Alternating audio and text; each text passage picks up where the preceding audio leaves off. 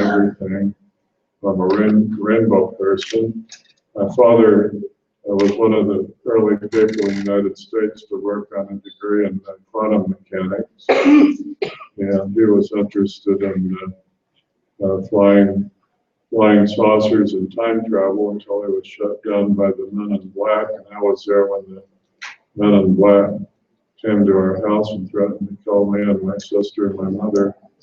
That made a very deep impression on me. I'm a medical doctor and board certified neurosurgery. I had one of the biggest neurosurgery practices in Nashville, and I made well over $1 million a year. Had a BMW, Porsche Cabriolet, and all kinds of money. And then one day I fell in the operating room, injured my hands, had to have surgery on my hands, and I got very weak. Told I had post-polio syndrome to go home, sit in the chair, and buy a motorized wheelchair. Anyway, they were wrong. I actually had celiac disease. I wasn't absorbing any vitamins or minerals. And then I had multiple orthopedic surgeries, and then I noticed this big black spot on my abdomen. So anyway, that was a malignant melanoma. And so then they did a lymph node dissection, all full of cancer, then all kinds of scans, metastatic cancer in the brain, liver, lungs, retroperitoneal area. They said, we don't have any chemotherapy that works. You can take interferon, but if you do, you're going to just feel like you had the flu and you're going to have to sit in a chair at home and you're going to die in 3 to 6 months anyway. So what do you do when you have the dark night of the soul and everything possible is falling apart? Your whole world is ended. You have no income. I got fired from my neurosurgery group. They didn't even come to me. They put a piece of paper on my chair saying, we're sorry, you're no longer productive. We no longer need you. Thank you for your service. Bye. So it's, everybody's abandoning me. So then I went to a conference in Santa Fe, New Mexico. Healing. I met several people. I went down to South America where I had the jungle medicine and was instantaneously cured. When I went down there, people had to help me just to climb a few steps. 3 days later, that was in the jungles of Peru. 3 days later, I was up in the Andes at 15,000 feet, climbed 3,000 feet in 6 miles and made it. So I mean, the killing was instantaneous. So then I promised my guides that I would devote my life to trying to help people and bring the world of traditional American medicine, which I'm very familiar with the world of herbal medicine and energy medicine. I became a Reiki master and several other things, and then I met Grandfather Kachora, Don Juan Matus Nagwal-Yaqui. His birthday is going to be in about 2 weeks. He'll be 102. I just met with him the last time about a month ago, and he put his hands on me up on a mountain down in Mexico, and since then I learned how to communicate telepathically, not only with him but others, and many what we call Spanish guardianes, or spirits, spirit guides came to me. So anyway, I'm sorry to take so long, but I think it helps you to understand what a neurosurgeon is doing up here. And the world of medicine, obviously there's too many pills being prescribed and tests, and they're ignoring all the important things. But if you get in an auto accident, you don't want to see a Reiki practitioner. You don't want to see a faith healer. You want a good surgeon to take care of you. So both worlds are important. What I was told down in Peru was that I'm to sometimes I do my best. Sometimes I feel like I'm not getting any place, but I'm to be they used the word in Quechua, which is chacarana, which means bridge person.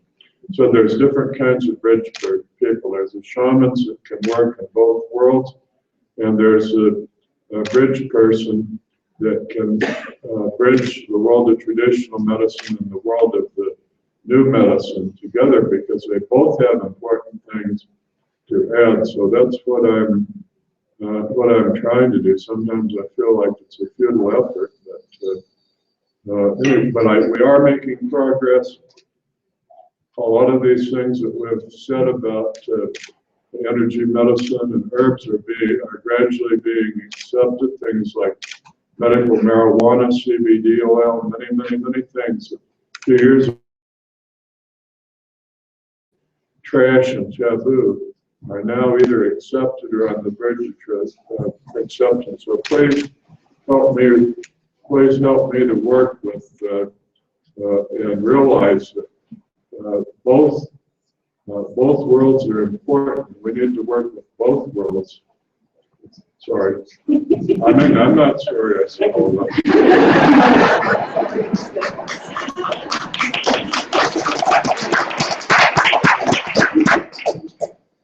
As these panel discussions usually go, we flow right into the next subject matter, which is really kind of beautiful. The first question that I had to pose to the people had to do with the wisdom of the natural world, okay? And how it applies to you pretty much. So if you want to share that for a little bit, we'll go back down the line with microphone. I hope we're setting it the other end. Give me that microphone. So, just kidding. So say the question again, the intelligence network. How is the wisdom of the natural world? Yeah. And I was kind of seeing this group as especially after hearing Chief this morning, as the nature and spirit group. There's been men's groups and women's groups, so we're a little different. So thank you, Judy. And notice the word was wisdom, not knowledge. The natural world has a lot of wisdom. We humans tend to acquire a lot of knowledge, but we never really learn how to apply it to anything that moves us ahead in a positive way. We see it all around us still. Now here, most people have an understanding, we're moving into light, we're moving into energy. We tend to acquire enough knowledge that we start to get a little bit of wisdom. And for me, the natural world is the #1 teacher. When I really need to know something, I go out there. Now, Chief mentioned the tree people, the standing people earlier. They're an incredible resource. And at the end, we'll talk about our workshops, and I'll mention trees more. But the tree people have been there all along. The problem is there's so many of them, even though they're so diverse, that they tend to be overlooked. And I know with the work I do, and now the work that we've done, there's so many people who don't even go out into the natural world. We're here in the Rocky Mountains. We're locals. We live up the Poudre River Valley. We work with youth groups from Denver or Fort Collins, and a good portion of the kids say, oh no, I've never been up to Rocky Mountain Park. Oh no, I've never walked on the trail that's not cemented. And you see, that's a huge disconnect, because that wisdom is just sitting out. Mother Earth, her nature, her animals, her trees, her plants, they want to give us that wisdom. They want us to have those tools so that we can go ahead and create this new Earth, whichever one you're counting, whatever your custom is. Fourth Earth, fifth Earth, sixth Earth, doesn't matter. So we can create this place of harmony and peace, because nature is in harmony. Nature is in balance, except when we screw it. Except when we decide to make changes we don't understand. It's completely in balance, even when we think it's not. Even here in Colorado, when we've had floods and fires, it's part of the balance. That is part of the natural order. That's real wisdom. And if we can start applying that on the inside, we not only heal ourselves, but we start to heal our circles, and we certainly can then begin to prepare that place for the 7 generations as a better, positive place. You know, I think of, when I think of growing up, how much the outdoors, the world outside of my home meant to me, and the animals that I connected with, because connected more with the animals in the spirit world than I did with humans. And I spent pretty much most of my life doing that. But the natural world, I mean, there's always something to see. There's always something out there that will talk to you. You just have to be open and just listen and observe. And you can be sitting somewhere in nature and, this butterfly or something might just brush against your cheek. Sometimes we're stubborn, we don't pay attention. That butterfly might come back a couple times. Those are the things that you really need to pay attention to. The animal kingdom, the world, everything in nature has something to say, has something to teach us. I spend a lot of time myself now, when we're living on the river, sitting near a tree right on the river, a beautiful tree. It's my grandmother's tree. She listens to me. I could be having a bad day. She'll just listen and listen. I can sit there and just absorb her energy, which I do a lot. But just getting out there just for a moment, just 10 minutes, 15, as long as you can in your daily activities will help you reconnect with what's so natural and what's so right in this world. Because everything else other than the natural world is just, it's not real. It's something we created. But out there, it's real. It's powerful. Thank you. Sue? Jim? The wisdom of the natural world, what I have been shown, what I have felt, what I have seen. It's joy, it's love, it's unity, it's all the things that we search for, all the things that we're trying to find, that we're seeking in this material world that we've created so well, that has taken over so well. To go back out and to find the unity of all things, of how we are connected with the minerals we're made from, the plants, the trees, the animals. To go out and find Great Spirit, God's source, in harmony, and to be able to enjoy and find that harmony, and to bring it in and release it back out, to be that is the wisdom that we find in nature.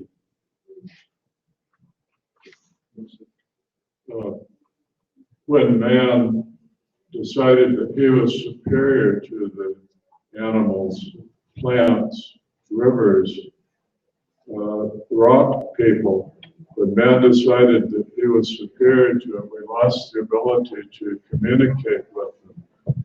Many of the indigenous groups in the world have not forgotten that people would say, I can talk to the stones, I can talk to the trees, I can talk to the animals. So where do people like that go? They get to go to the funny farm. But this is something we've forgotten. We're all one with everything in the world, like Nitakwe, Oyasin, Ometeo, Inlakeshla Lakino. Namaste. All of these things imply that we're one, not just with ourselves, but with everything. And I learned this I was working for Dow Chemical Company in Mexico when I was in college collecting medicinal plants. I got sick. There are no doctors around, so I went to what's called a curandera. And I said, do you have a plant for my stomach sickness? And she said, no. I said, what? Why did I bother coming in here? But I have something for you. So she said, you stand up and let me read your energy. So she did. And then I saw her looking at all of these unmarked jars of plants and this, that, and the other thing, boxes. And I saw her stop. And she reached in and put someone wrapped it up in newspaper and told me how to take it. And I did, and I was immediately healed. So I said, well, what in the world did you do? She said, first I must study your energy to find out what your problem is. We don't read a book that you have stomachache, so we give you Exorb, or you have a headache, so you take X. We know what it is you need, because the spirits tell us. And I said, well, what were you doing when you're looking up there? She said, the spirits of healing will show us the plant we need to use. and then will also tell us how to do it. And I said, well, what if you don't have anything that works? And I said, well, maybe guided by a light, go out into the desert or mountains to find the proper plant. I said, well, what if that doesn't work? I said, then you need to go to Tuxtla Gutierrez, the capital of Chiapas, and see a medical doctor. I said, one thing, pre-med, so maybe there's something worthwhile after all. So remember, we can talk to the plants, we can talk to the tree people, we can hold a rock and find out what it has to say with us. Any of our friends, wherever they are in the world, we can immediately contact them and find out what they need to tell us. Well, that's my take on the natural world. Down to Dave. Down to Dave. We only have one mic. Hey, my turn. All right. Welcome back. Yeah, the next topic that we're going to talk about is indigenous cosmology then and now. I've had experience with some others of really going out and seeing petroglyphs, and they really stir something in your heart out of the ancients on what were they trying to tell each other, what were they trying to express. I really love Joseph Campbell because he said, as we move out of this age of religion, we're moving into a new form of spirituality that is going to be based and defined by artists. And so as I look at what indigenous peoples, tribal peoples have done, I know that they are evolving also. They're holding on to the old, or moving on to the new. And so I guess this next question is sort of how are things evolving in that model and that structure, and how we create reality. Wow, another good question. And there's so much to that. Where to start? Where to dig in? I guess I would share first, and I totally agree with that. Art is a real way to communicate right now, and I'm seeing it in more and more spiritual people. And art takes so many different forms. I write. I couldn't paint a picture to save my life, but I could write.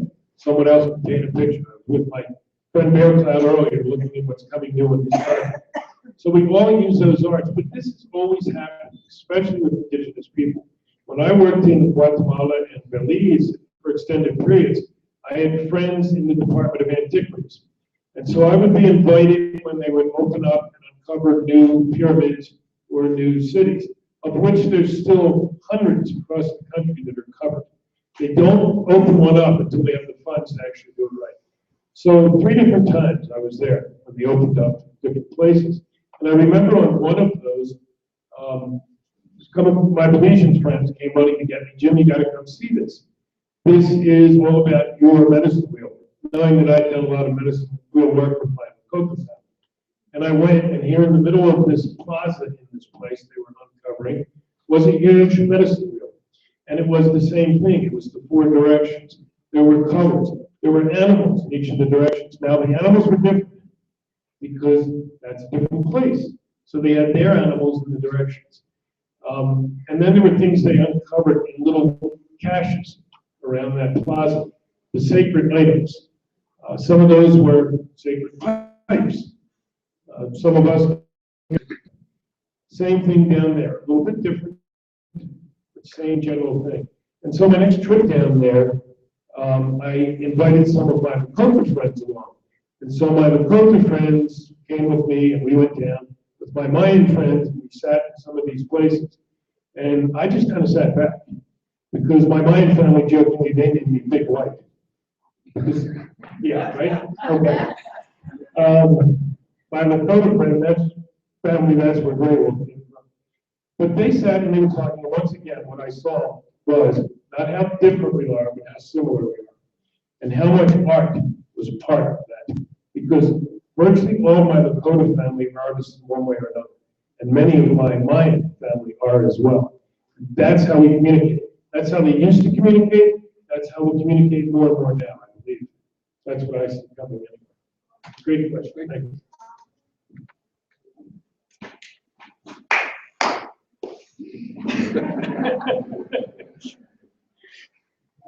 No, I see, our ancestors, were creative. They did what they could with what they had, materials they had, and they would leave these objects or these things be passed on, either dug up by us or just cherished, passed on family member to family member. So I can see how everything that we create evolves, and it's amazing to see what's being created now with the evolution of the minds and the children that are so in tune and so connected with the spirit world. I mean, they're just, it's amazing, the young ones who are really just stepping up and just really being who they were meant to be, right from birth, not having to go through what many of us have had to clear away and cleanse. So I mean, the spiritual things that were left for us, they just keep going and moving and changing and growing, just like all of us as we grow and change and evolve in our spirit.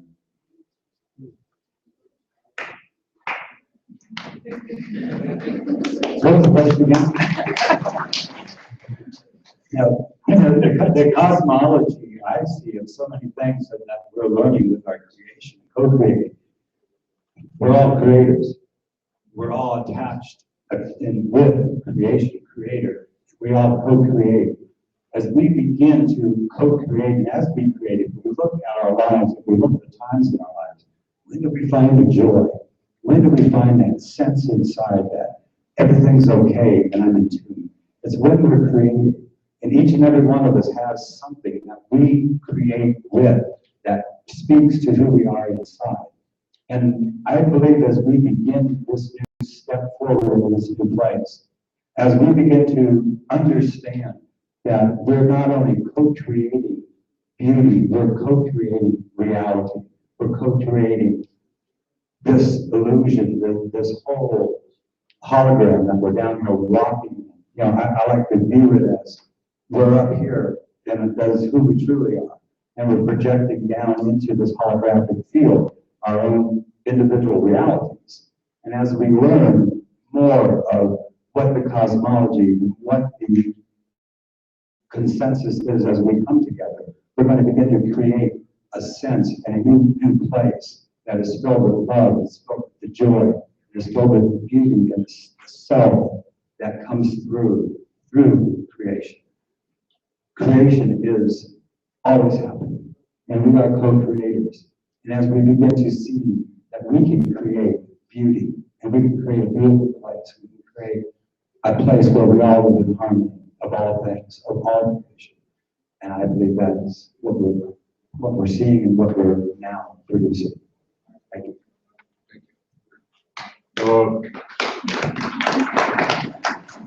Since we're talking about art and cosmology, what I'd like to just briefly talk about is rock art, pictographs and petroglyphs, the messages, the beautiful art left for us by the ancient ones. So how I learned to do this, I was in Canyon de Chelly on the Navajo reservation. I hurt my foot and I got stuck with the Navajo medicine man while the others were running off, and we looked at some ancient petroglyphs. The first one was a spiral. The second one was a set of concentric circles that got smaller and smaller and smaller. And he said, "Look at that, my brother." I said, "What do you see?" And I said, "I see a spiral and I see some concentric circles." And he said, "You aren't looking at it right." I said, "Look at it some more, soften your vision." And I said, "Oh my God, I see it in 3 dimensions. The spiral is like a funnel or a tornado. I see it's in 3 dimensions, and same with the concentric circles." And then so I said, "I'm really feeling proud of myself. I figured it out." He looked at it and he said, "You missed the most important thing." I said, "What?" And he said, "You missed the important thing." I said, he said, "You go back and look at that again." So I did. So it's in motion. It's not a mandala, it's in motion. And he said, what happens when it's in motion? He said it creates time and space. Without motion, there can be no time and there can be no space. And he said, where are we now in this series of concentric circles? I said, time seems to be going much, much faster. Much faster. And he said, that's because time and space are inversely proportional. And the Earth moves through periods of where there's more space and less time and vice versa. We're at a time where time and space are going to collapse. So I said, thank you, Navajo medicine man, you have taught me a great deal. And then my friend Rosa Testayawali and Marina Partida down in Baja, we went to some sacred rock art sites. I said, hold up your hands. So I did, so I held up my hands. I said, what's that thing? I said, it looks like a bunch of blurry paint to me. I can't even figure, no way I can figure out what that mess is. And so hold up your hands. I said, you do two things. You ask that the spirit of whoever created it communicates with you and tell you what he meant. So I did, I held up my hands and they said, that's a butterfly. And what's a butterfly? So I paused and the voice from the rock said, transformation. So you can do that. This isn't something that, this is something we all can do. We've forgotten how to look at things. We think everything's in 2 dimensions when it's actually 3 dimensions and in motion. So if you think of that when you're looking at this beautiful ancient rock art, it'll help you to understand what it means. And don't go to an archaeology book and say, look at a bunch of symbols of, because they make up all kinds of stuff. It's a bunch of, a lot of it's, you know, it's coming from the left brain. It's things they make up. Wow.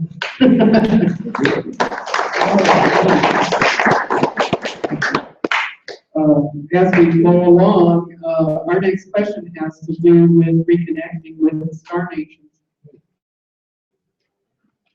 So we'll pursue that in however it meets you that you're reconnecting with the Star Nations or that you think society might be.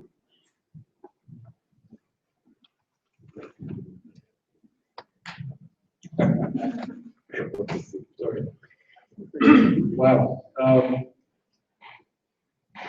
Yeah, well, for me personally, reconnecting with the Star Nations has come in many, many forms. And one is through the Tree Nations, which Sue and I are going to do a workshop on right after this at 5 o'clock. You're welcome to join us.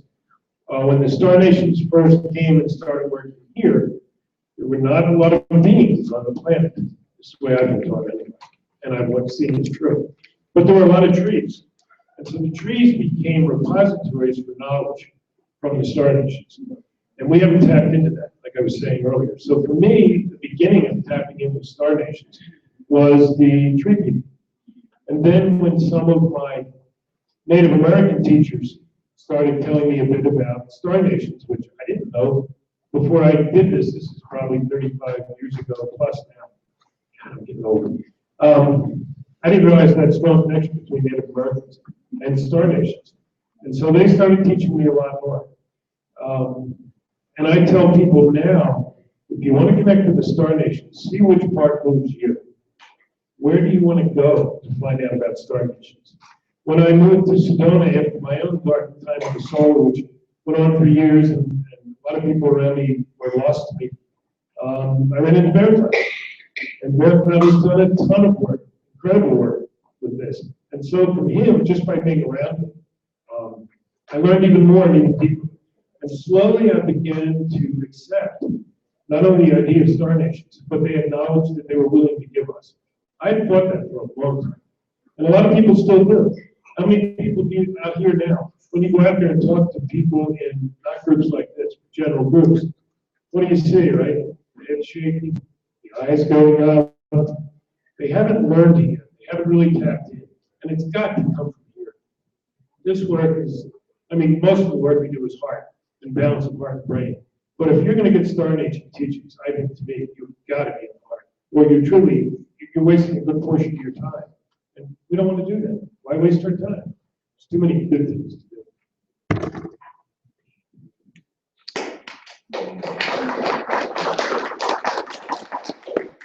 I remember as a child laying out there in a blanket, looking up at the sky and watching the lights move around the sky. So that would have been the 50s and 60s. There was a lot of things going on up there. But once again, life and things caught up. Like, I got caught in the shuffle of humanity, and it wasn't until I started connecting with the earth and really delving into the spirituality part. And I still find myself not carrying up there as much as I could. I don't know if there's some fear behind that, because I've had some amazing things happen to me in my life, and I know we're not alone. But as far as actually connecting with, the Star Nation, these conferences here are just amazing, and it really helps to really help you think and reconnect with everything that's out there, because the universe is huge, and there's just so much for us to absorb. And I know many of us, we're in different places on our spiritual journeys, and it's all the time, and we connect when we can. We have things happen to us when they happen that can alter and change our lives forever. And my journey has been pretty slow and gradual. Maybe that's because that's how I work, slow and gradual. So it kind of fits. I think if you get too much all at once, it can really mess you up. And so it's been a journey, and it's beautiful. The skies, I just when I'm out there, Grandmother Moon's very special to me. I spend a lot of time communing with her, and I've written a song about her. So gradually I'm connecting, and I'm sure I'll learn more as I go.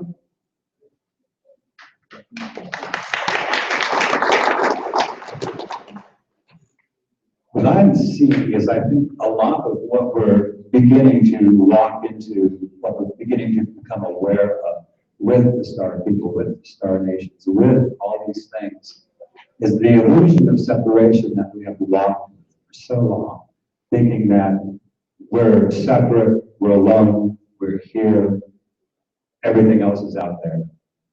I think we're going to begin to see even more and more and more and more and more of the unity of all things, that we are not alone, that we are not separated. And I think we're going to see an acceleration as they begin to reveal more information of who they are, who we are, and the general relation between all of us. I believe that's what we're going to experience here.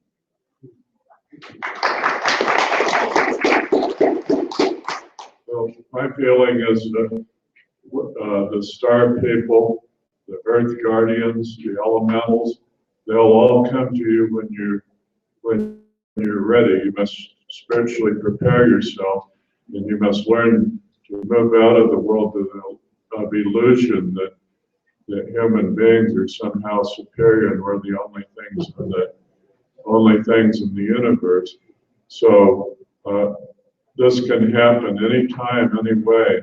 I'll just tell you what happened to me. I was down in Baja California. We first went to a place called Laguna Salada near Mexicali. We saw this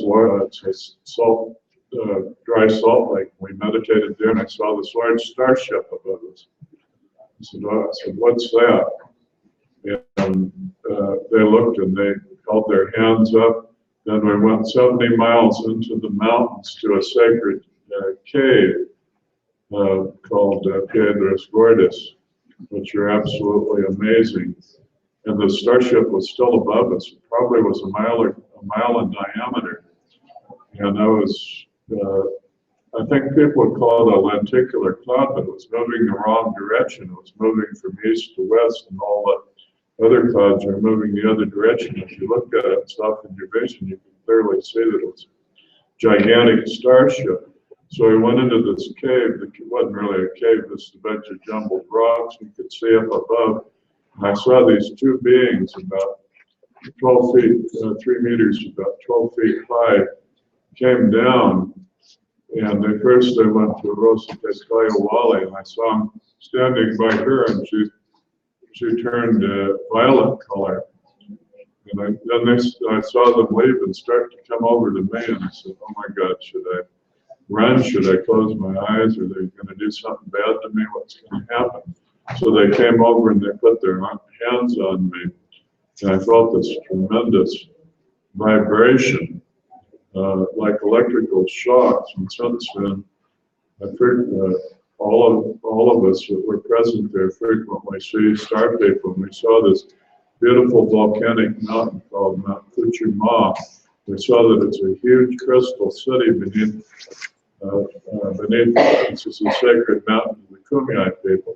We could see starships coming in and landing and leaving, and we could see the crystal of life, and we were told that in the near future that the crystal cities under Mount Shasta, Talos, and Kuchuma, and many others are going to reappear. So your eyes will be open when you're ready for it. I don't know how to tell you. I don't know what I did. I didn't do any special incantations or burn any incense or anything. It just happened, but it'll happen when you open your heart up, when you learn to love and love, and you learn that everything you've been told is possibly wrong. You have to rethink everything everything you've been told. Everything I'm telling you may be wrong too, but and we can all connect directly with Source now. We don't need gurus. We don't need priests. We don't need rabbis. We can all connect. We always have been able to connect directly with Source. It's been an illusion that we had to go to a priest or father confessor, or minister, or Hindu guru that we have to bow down to, and all of this. This is all fake. It's all a lie. It's all an illusion. So just realize, if you can get away from that, realize I can go directly to Source. I can find out anything I need to do. I don't need a lot of fancy stuff. I don't need all kinds of gurus and people. Not that people can't help you, because they can, and you can help other people, but that's not the key. The key is yourself and your heart. We're really getting a little close off time, so we're going to skip the last question because we're out of time, and we're going to need to talk about these future experiences that we can have with these folks in their workshops. So if we can spend our last little bit of time talking about that, that'd be great.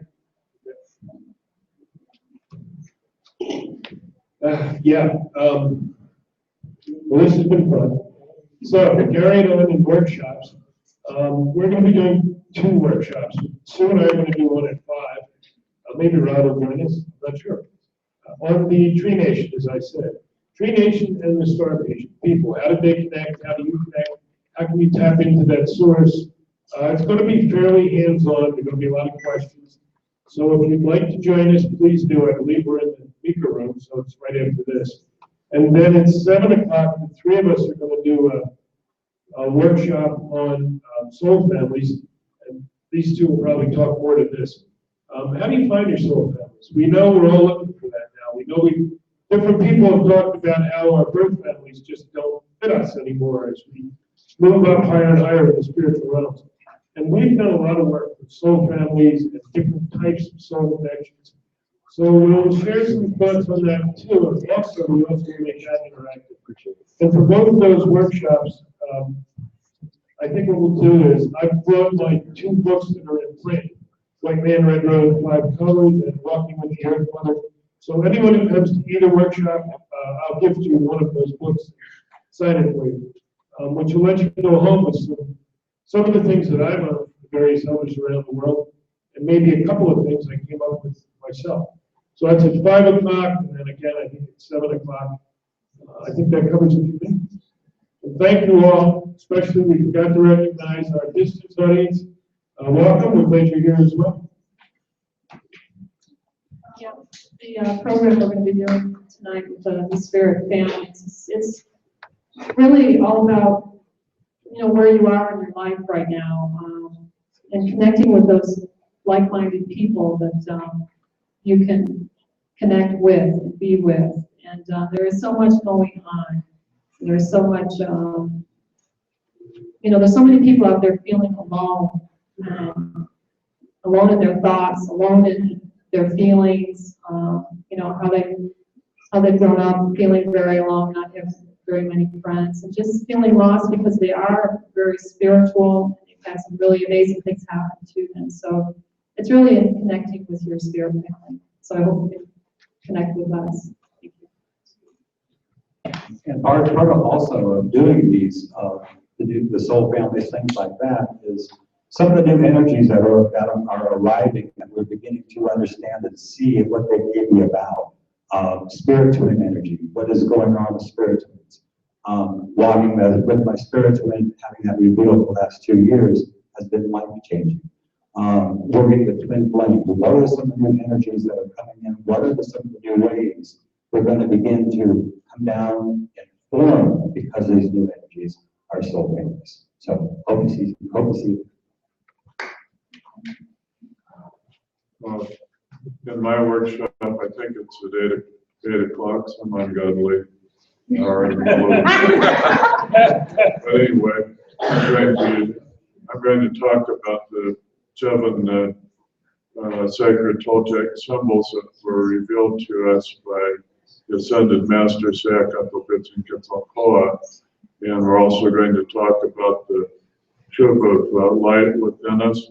And I'm going to explain how you can activate these. We're going to talk about the crown, about feather headdresses, and we're going to talk about the cloak of light or enlightenment, or the cloak of ascension. These are all things that were revealed to my friend, my Mexican friend, Rosa Pescaya Wally, and we received these. I'd like it if they would, when we receive channelings or whatever you want to call it, if they would just come and just give it to us, like maybe some people get in a big sentence and we could just write it all down. They make it a big game out of it. They'll give a little part to me, a little part to her, and they'll tell me I've got to look up stuff, and be all confused, won't have any idea, and then they keep just letting little keys out. It's almost like the cosmic trickster playing, and then finally it all comes together. Finally, it all comes together. You're lucky if you can just channel things or get visions or dreams or whatever, where everything's revealed to you at once. That ain't the way it works with me. It's just comes in little bits and pieces, and they'll appear and then disappear and won't come again for a week. Where are you guys going? Just leaving me hanging here. Young guy, you're not ready yet. Okay, that's enough.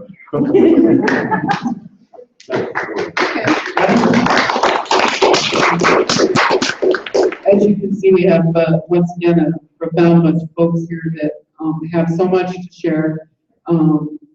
Check out their workshops if you have the opportunity, and please check into communicating with them later. I mean, they don't drop off the face of the earth once the conference is over. They're out there for you to reach out to and gather the information.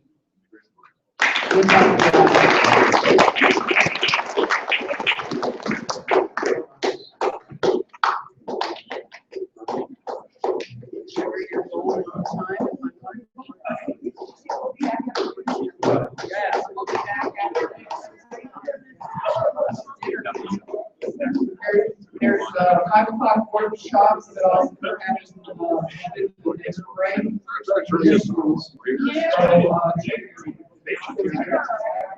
We have anybody, during dinner.